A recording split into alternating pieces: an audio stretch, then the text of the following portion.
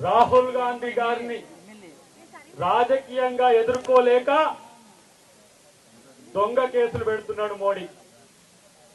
నేనంటున్నా మోడీకి, ఏ Modi, BJP Modi British వాడికే భయపడని కాంగ్రెస్ ఇది బీజేపీకి ఎంత భయపడుతుంది అనుకున్నాం అని చెప్పి ఈరోజు హెచ్చరిస్తున్నా. మోడీ, అమిత్ షా ఒక కేడీలు, ఈ దొంగలు ఇవాళ దేశం కొరకు ప్రాణాలు అర్పించిన కుటుంబం మీద కక్ష కట్టిండు దరిద్రుడు. ఈ రోజు ఎక్కడ రామి స్వాతంత్ర సంగ్రామంలో మీ పాత్ర? ఇవాళ సెంటు భూమి కూడా లేదు, ఇల్లు కూడా లేని కుటుంబం మీద ఈడీ కేసు పెట్టి ఇవాళ మీరు బెదిరించాలని చూస్తే ఇవాళ గాంధీ కుటుంబానికి మేమందరం కూడా సభ్యులమే. మీరు అందరూ గుర్తుపెట్టుకోండి. నేనంటున్నా 2029 లాస్ట్ మోడీ నిన్ను తన్ని తరిమేసే రోజులు ముందున్నాయి, గుర్తుపెట్టుకోండి. 2029 తర్వాత మోడీ ఉండేది జైల్లో. నేను అంటున్నా ఒక మాట, రాఫెల్ డీల్లో నువ్వు అనిల్ అంబానీకి ఇవాళ 45,000 కోట్ల రూపాయల హవాలా చేసినావు. మేము కనుక రేపు అధికారంలోకి వస్తే మేము కేసు పెట్టి నిన్ను జైల్లో పంపలేమా? దొంగతనం చేసింది మీరు, కేడుని మీరు. ఇలా రాహుల్ గాంధీ మీద, అమ్మ సోనియా గాంధీ మీద ఇలా మీరు కుట్రలు పండుతున్నారు. ఒక్క మాట, ఆర్ఎస్ఎస్ ఈ రోజు ఇలాంటి దరిద్రం కొట్టు నాయకులను ఈ దేశానికి ఇచ్చిందా? ఆర్ఎస్ఎస్ యొక్క విధానం మీద ఈ దేశ ప్రతిపక్ష నాయకుడిని మొత్తం టెర్మినేట్ చేసిన చరిత్ర ఇవాళ బీజేపీకి ఉన్నది. భయపడ్డా రాహుల్ గాంధీ?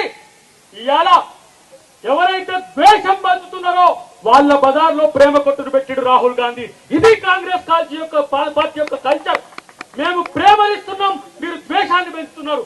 విడగొట్టే మోడీకి తన్ని తరిమి కొట్టే రోజులు మన కాంగ్రెస్ పార్టీ చేస్తుందనే విషయాన్ని గుర్తుపెట్టుకోవాల్సిన అవసరం ఉంది. నేను అంటున్న చివరిగా ఒక్క మాట చెప్తున్నా మిత్రులారా, 45 సంవత్సరాల బీజేపీ, 45 సంవత్సరాల బీజేపీ, ఇలా 145 ఏళ్ల పైచిలకు చరిత్ర ఉన్న కాంగ్రెస్ పార్టీ ఈ దేశానికి స్వాతంత్రం తెచ్చినాం రా.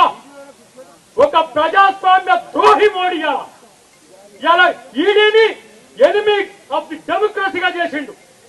దేశంలో ఎవరైనా ప్రజాస్వామికవాదులు ప్రశ్నిస్తే వాళ్ళ మీద దాడులకు పూజగలుపుతున్న మోడీని పాతాళంలోకి తొక్కడమే మన లక్ష్యంగా ఉండాలని చెప్పి నేను కాంగ్రెస్ అందరికీ కూడా తెలియజేస్తున్నా. రాహుల్ గాంధీ మీరు కొట్టారండి, తెలంగాణ కాంగ్రెసే కాదు యావత్ దేశం మీ వైపు చూస్తున్నది. ఇలా 99 సీట్లు వస్తేనే ఇలా భయపడిపోతున్నారు మోడీ, అమిత్ షా. రేపటి కనుక అధికారంలోకి వస్తుందని ఒక ఆలోచన కనుక ఉంటే ఇలాంటి పరిస్థితిలో వస్తే మా బతికేందని చెప్పేలా మోడీ చూస్తున్న పరిస్థితి. కాబట్టి ఇవాళ దేశ ద్రోహులుగా మోడీ, అమిత్ షా ఉన్న స్థితిని మనమందరం కూడా గమనించి కాంగ్రెస్ పార్టీని రక్షించుకోవాలి, ప్రజాస్వామ్యాన్ని రక్షించుకోవాలి. రాజ్యాంగ పరిరక్షకుడు రాహుల్ గాంధీని, అమ్మ సోనియా గాంధీ వెంట మనం అందరం ఉండాలని చెప్పి తెలియజేస్తూ జై కాంగ్రెస్.